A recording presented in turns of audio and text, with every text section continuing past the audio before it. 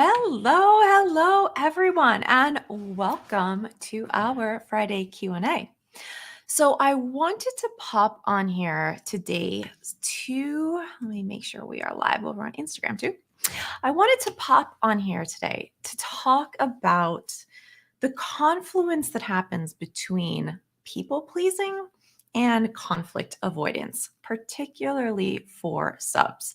Because in all of my work with subs and in my own experience of being a sub in different relationships, um, I have noticed that we tend to, more so than other groups of people, have this problem where we're both conflict avoidant naturally. We like things to be harmonious, right? We like to go along with things, and deep seated people pleasing tendencies. So, that is the topic for today, and I am opening it up for Q&A. So, I'm going to pop over to the comments in here, and if you are watching live, welcome. You can go ahead if you're live and pop your question in the comments, and I will go ahead and riff with you about what's going on personally for you. But I thought this topic was particularly good around this time of year, since most of us are coming off of crazy holiday seasons where whatever it is that you celebrate, it usually involves a lot of family, a lot of potential obligations. So, thinking about that and how stressful that can be when we are saying yes to things that really can feel maybe out of alignment, or maybe we're just tired and need some self care instead. If you are in a dynamic, then maybe it's you don't have such a flexible dynamic set up to be able to handle periods of higher stress or lower stress, which is something that we also talk about in the academy. But if you have a very rigid set of rules and tasks and things that normally is great, right? You agree to it, you love it. But maybe sometimes when things get highly stressed, like around the holidays, saying yes and having to do all of those things can end up feeling really burdensome.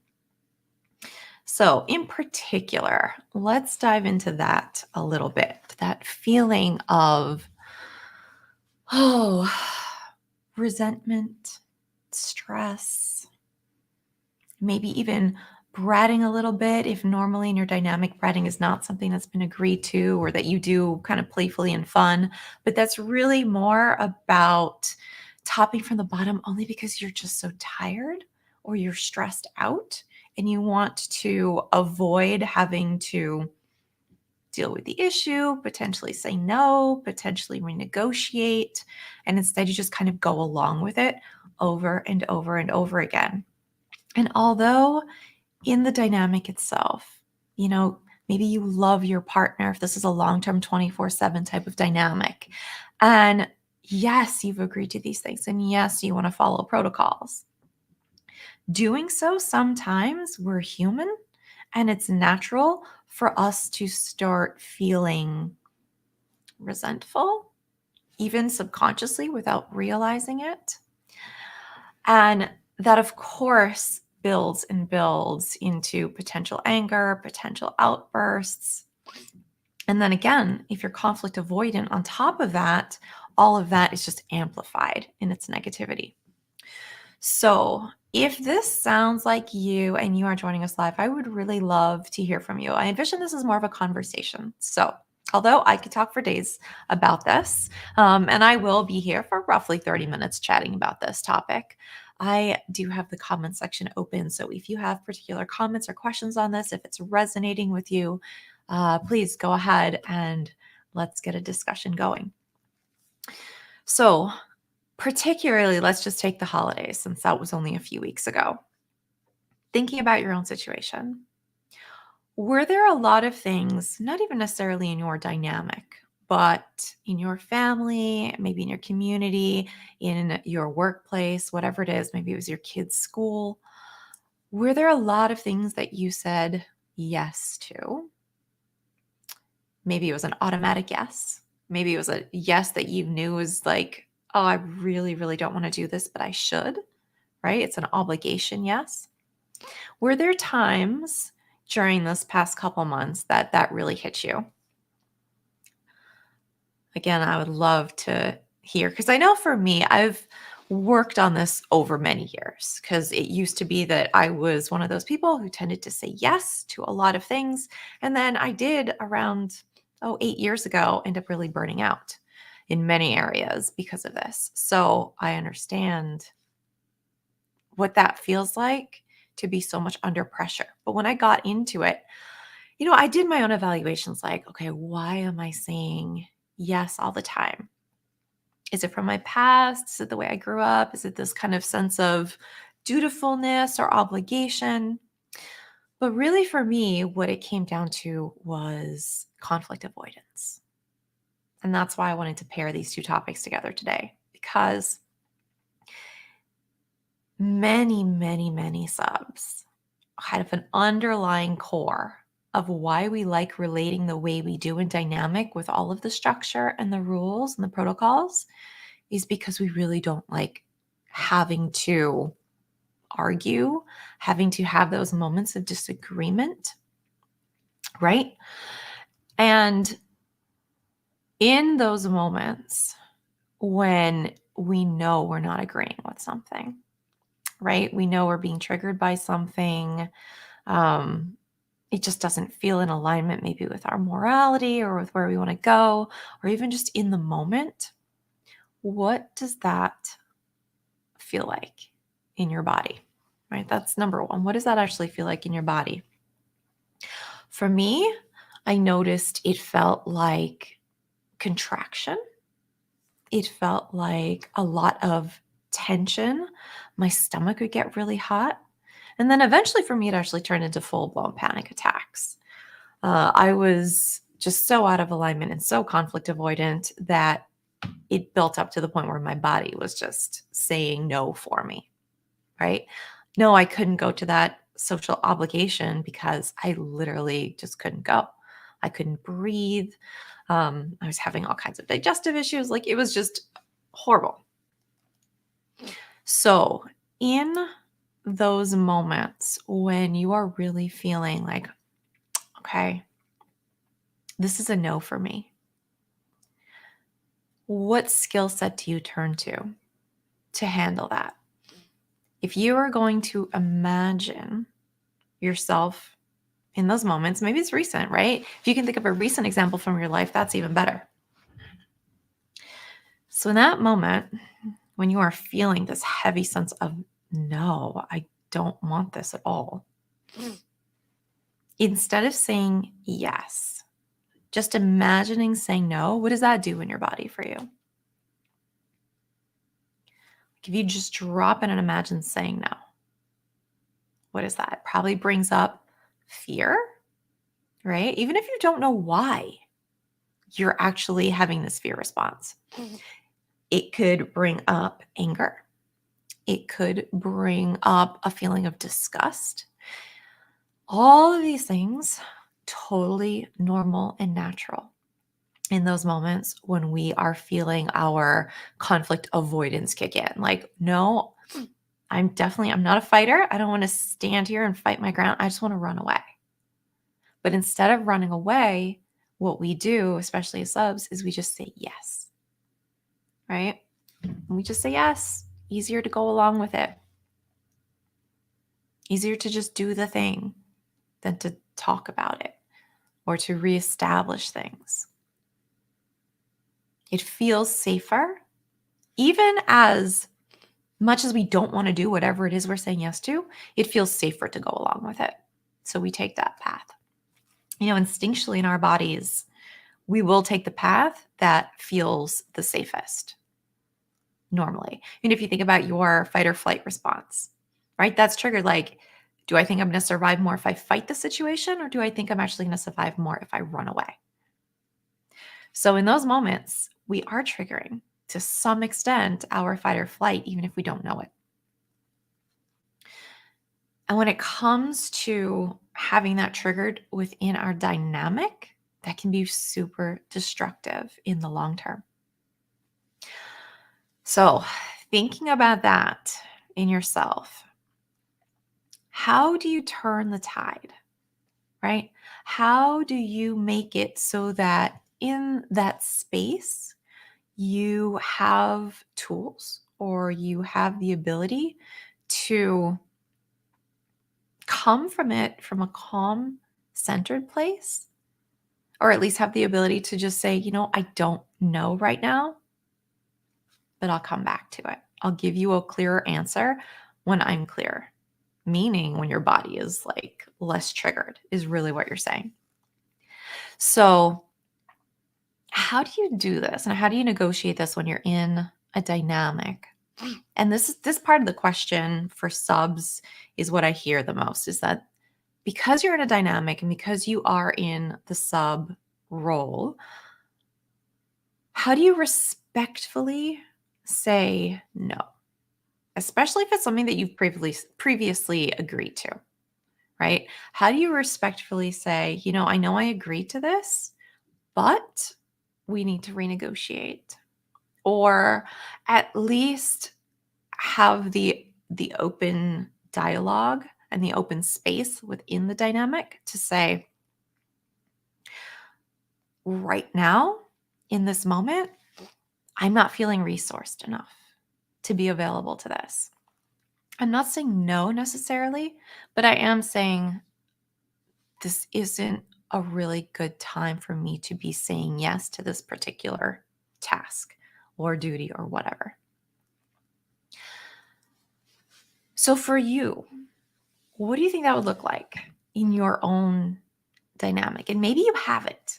And if you do have that, I would love to hear about that as well. Like if you have figured this out and you actually feel like there is space within your own dynamic to open up those lines of discussion in the moment, to not feel like you have to run away or to not feel like you have to go through with it just out of pure obligation. What does that look like for you? All right. So we talked about the idea that when you are in this moment of being asked for something, to a certain extent, if you tend to be conflict avoidant, your fight or flight is going to be triggered. Labella, thank you. Hello. I see you. Welcome. Well, in that moment, it's hard. Yes, it's extremely hard. Extremely hard. And these two, if you want to call them personality traits or whatever, this obviously we want to please, right? That's at the heart of sacred submission, is that we want to please. We love harmony. We love service, right? Especially for those we love, especially to our dominants. So that characteristic is often paired with this conflict avoidant behavior, right? It goes together. It's like it's in the same personality realm.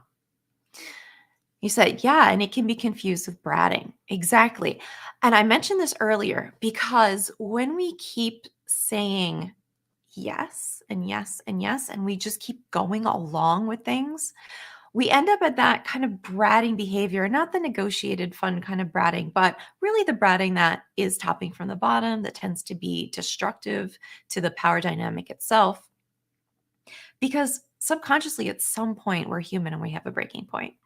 The resentment builds up, the anger builds up, the just plain out fatigue and stress builds up, right? Especially if we are doing and doing and doing, which we tend to do, like overworking is part of in here too, overgiving, right? And so we work ourselves to exhaustion. And then what comes out is this bratting, right? What comes out is us trying to skirt the rules, sort of, maybe come up with a loophole, pretend we forgot. Like we end up doing all of these little compromising behaviors for our own well-being, really, at the end of the day, because we don't have the tools to straight up address the no in us in that moment, right? To not avoid that piece, that conflict, but instead to just stand with it and be like, no, I don't want to do this. It doesn't feel good. Here's why. But again, because we're in this dynamic, we really don't feel Yes, but in that moment, if I bring it up, they think I am bratting. Exactly. Exactly. Exactly. So that's why one of the things that is so important to have within any dynamic structure that's 24/7, that's a full on relationship, you're dealing with life and kids and careers and all the things, is to have a way and a system that you've both agreed to, that you both understand that this style of communication can happen. That doesn't take away from the power dynamic, but actually adds to it. Meaning that you can step into these conversations around what's perceived as a conflict or disagreement, and you step into it with curiosity instead, right? You step into it more with, okay, so there's something a little bit off in how we're running things together, right? And you need to be able to have flexibility in your dynamic to do that in a container, in a safe space that's respectful to both each as individuals, but also respectful to the dynamic that you've created together and whatever protocols and rules are set into that. So, number one is having that space available and both of you understanding, like, hey, when I say this thing, like when I make this respectful request for a conversation to be had around this thing, it is not at all seen as bratting, right? Because it's not at all. It's just, hey, I need to have a respectful conversation about this thing. And the key with that whole asking process and then having the skills and the techniques within that conversation to be open to each other, to have empathy for the situation and each other, is that it turns the conflict piece actually into moments of deeper understanding that can then strengthen the dynamic itself, which is super, super cool.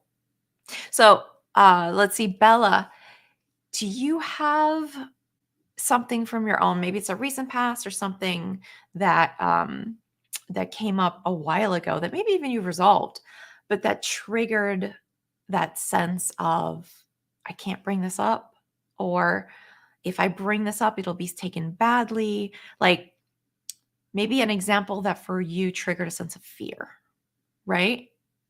Or it sounds maybe like you did bring something up, but it triggered a sense of fear in your dominant, which might have been why they reacted with, oh, you're just bratting. Because it's two sides, right? Whenever there's a conflict, it's not only the sub that probably has fear come up. Doms are human. Doms will also have fear come up.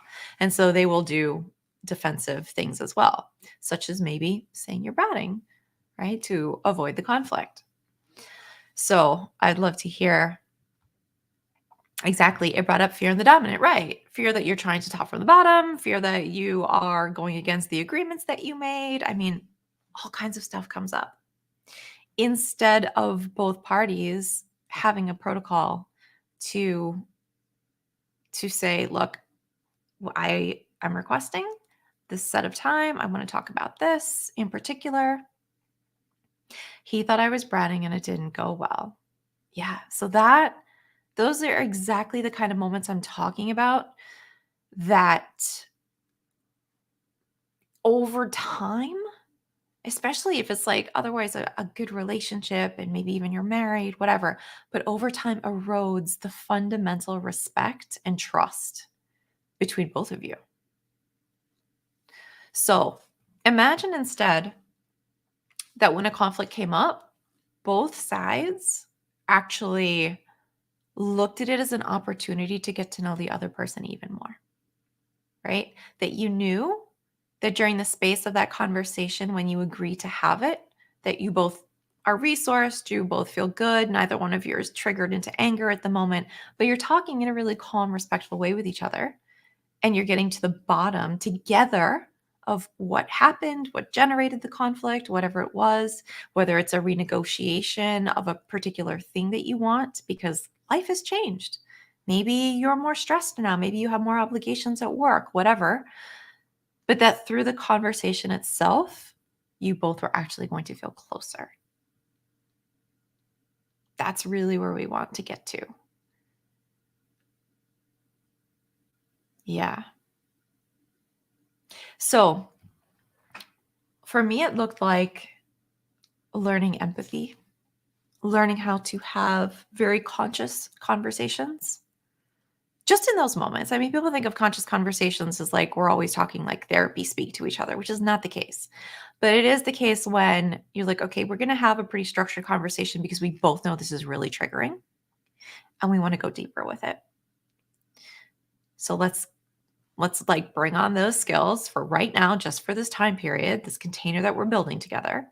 And we're going to go really deep and we're going to hear each other and we're going to come to some kind of conclusion with each other that's going to not only repair that moment of disagreement or that moment where trust fell apart, but actually build something that we're moving into together now that's even more intentionally crafted, right? We're all about intentionally crafting relationships here.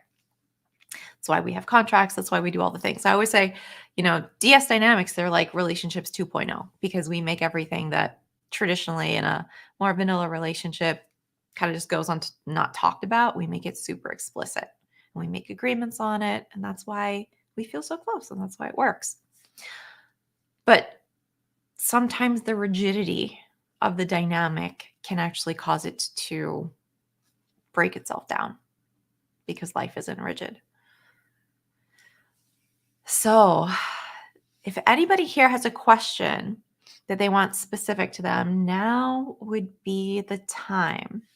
We have roughly 5-ish more minutes to riff on this topic, which again, I said I could talk about forever because what I've seen is that our huge, wonderful, generous hearts and desire to please people and desire for things to be in harmony and to be of service, this is where it kind of F's us up, is right in here, is when we need something, when we need a break, when things just aren't feeling in alignment anymore, then our nature does us wrong in this sense. Because then we run away from conflict and it doesn't get resolved. And then things get heated underneath the surface. And then we end up with actual bratting behavior and actual subversive kind of power things underneath that we either kind of justify to ourselves somehow or we don't even notice we're doing it. Yeah. All right. Well, I am watching the comments. So if you do have a question, please pop it in there. But to this end, I do want to tell you about something that's super exciting coming up here in the academy. I have a colleague named Hazel Grace Yates. She is a PhD in sexuality. She's a phenomenal human, does great work. I've known her for almost a decade now. And last year we got together and we said, we should really collaborate on something finally and do a course.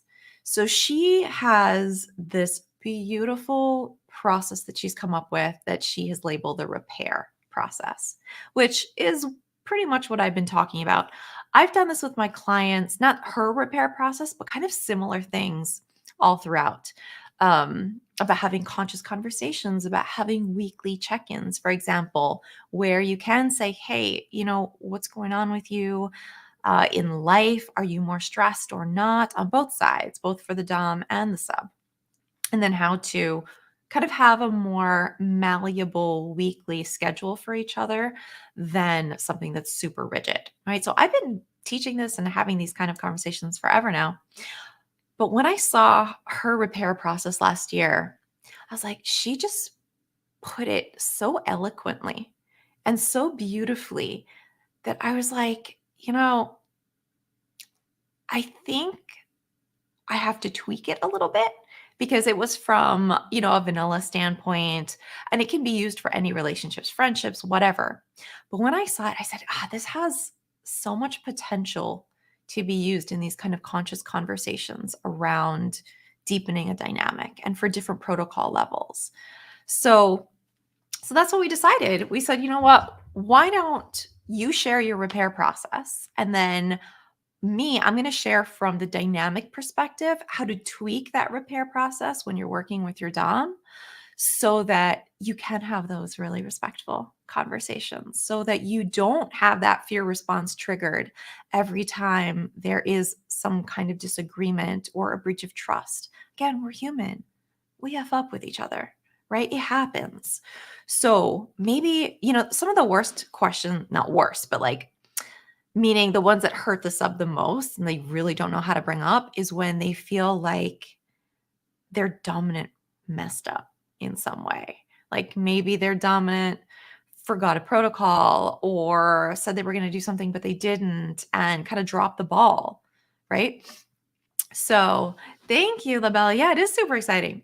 So that tends to be the kind of the worst ones that we tense up because we're like, I don't know how to call out my dom on something.